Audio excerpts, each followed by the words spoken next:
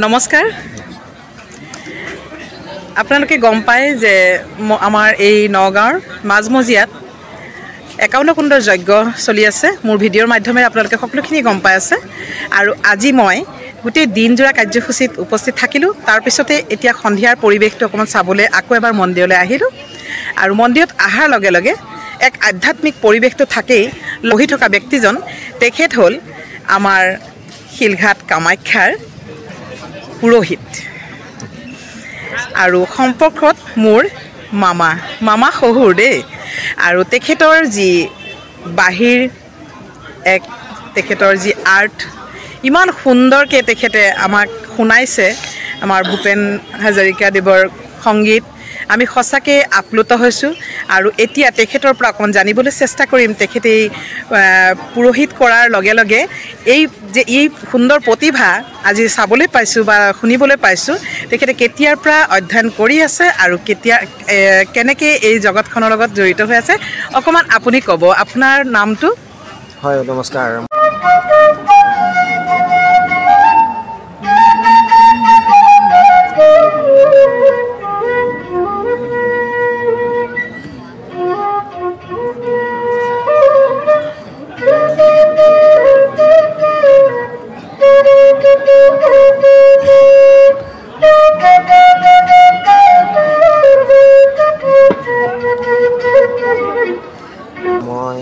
নাম তৰুণ বৰঠাকুৰ কলিয়াবৰ ঘৰ শিলঘাট কামাখ্যা মাৰ চৰণৰে পূজাৰী হয় এতিয়া যজ্ঞ কৰিবলৈ মাতিলে আহিলোঁ মোৰ নামটো তৰুণ এইকাৰণেই তৰুণ বুলি কৈছোঁ তৰুণ মানে ডেকা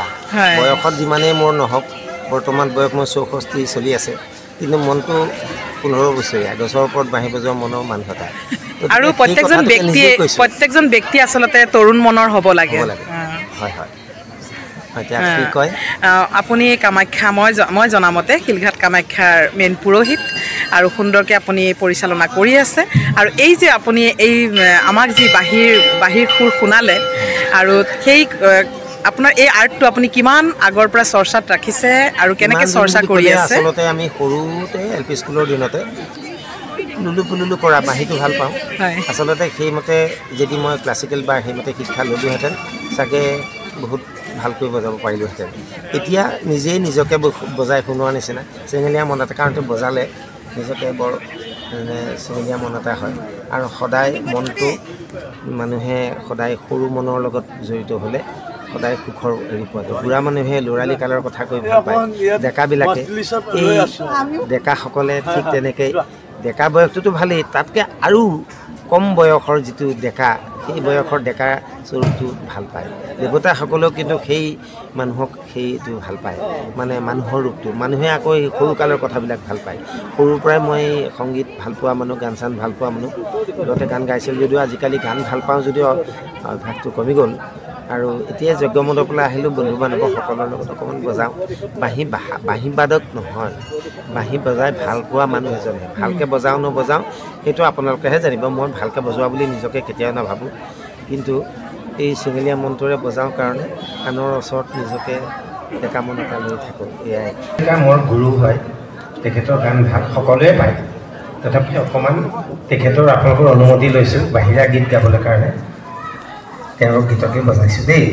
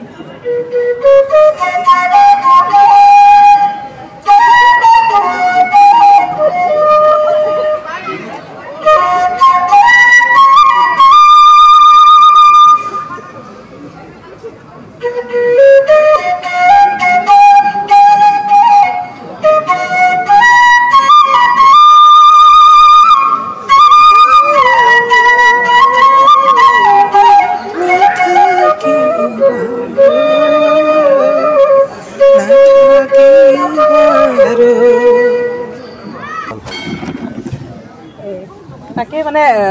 মই নিজকো অকণমান যদি নেদেখুৱাওঁ ভিউৱাৰ্ছসকলে অকণ বেয়া পাব পাৰে আপোনাৰ সমানে সমানে বহিছোঁ মই যোগ্য নহয় আচলতে তথাপিতো বহিছোঁ আৰু যেহেতু আপোনাৰ লগত দুআষাৰ কথা পাতিম বুলিয়ে বহিছোঁ এতিয়া কথা হ'ল আপুনি যিটো ক'লে আপুনি যিটো মানে আপোনাৰ যিটো চৰ্চা এই চৰ্চাটো ভগৱান শ্ৰীকৃষ্ণই হাতত লৈ আমাৰ পৃথিৱীলৈ আহিছিলে আৰু তেখেতে চৰ্চা কৰি গৈছিলে আৰু সকলোকে মনোমুগ্ধ কৰিছিলে তেখেতৰ বাহিৰ মাতেৰে সকলো বলিয়া হৈ আছিলে আৰু বলিয়া হৈ আছে এতিয়াও আৰু এই পৰম্পৰা চলি থাকক তাকে আৰু এই যে আপুনি যি চৰ্চা কৰি আছে সেই চৰ্চাত কিন্তু ভগৱন্ত সন্তুষ্ট হৈ আছে আপুনি যেতিয়া বাহি বজায় নিশ্চয় তেখেতে শুনে যে মই থৈ অহা সংস্কাৰ এতিয়ালৈকে সবেই জীয়াই ৰাখিছে কিছু জীয়াই ৰাখিছে আৰু সেইকাৰণে মই এটা কথাই ক'ব বিচাৰোঁ আপোনাৰ দীৰ্ঘায়ু কামনা কৰিছোঁ আৰু ভগৱন্তই আপোনাৰ দীৰ্ঘায়ু কামনা কৰিছে সবতকৈ ডাঙৰ কথা সকলোৰে মাজত এই এনেধৰণৰ কলা নাথাকে আপুনি যে পাইছে সেয়াও কিন্তু ভগৱন্তৰ আশীৰ্বাদ আচলতে এনেকুৱা ধৰণৰ কথা আপুনি যি ধৰণক মোক এতিয়া বিভূষিত কৰিছে আচলতে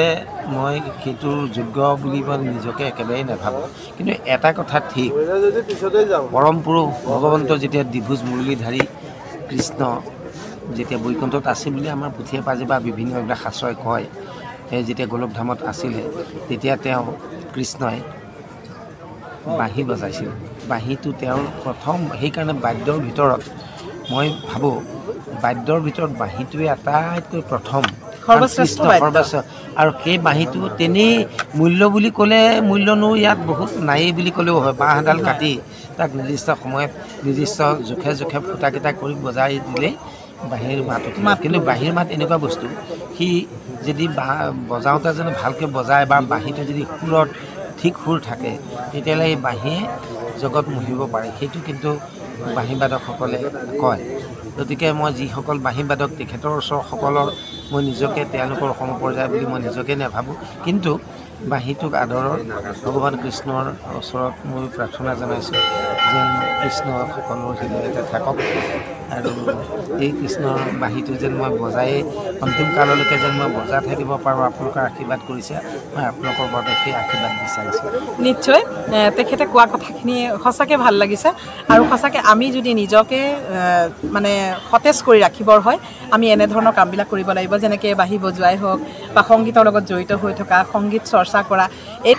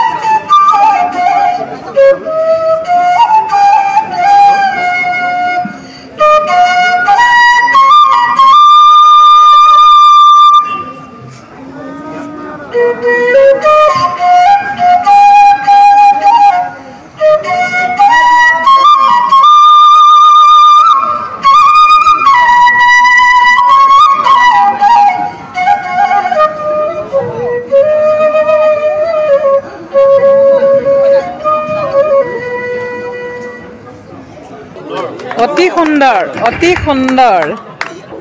অতি সুন্দৰ কোনো ক্লাছিকেল বা কোনো গুৰু ধৰা মোৰ নহয় এই এনেকুৱা ক'ৰবাত সুবিধা পালে ফাংচনত বজাওঁ এবাৰ ইমান কেছেটতো বজাইছিলোঁ বেছিকৈ মোৰ এইটো পেচাও নহয় গতিকে এইটো যি হওক অসমবাসীলৈ সকলো আপোনালোক সকলোলৈকে মই আন্তৰিক শুভেচ্ছা জনালোঁ নতুন বছৰটো ভাল হওক আৰু যজ্ঞ মণ্ডপৰ পৰাই মই যজ্ঞৰ এজন পুৰোহিত হিচাপে লৈছে দায়িত্ব গতিকে আপোনালোকলৈ সকলোলৈকে প্ৰভুৰ ওচৰত প্ৰাৰ্থনা জনাইছোঁ আপোনালোক সকলো ভালে থাকক সকলো আগবাঢ়ি যাওক সকলো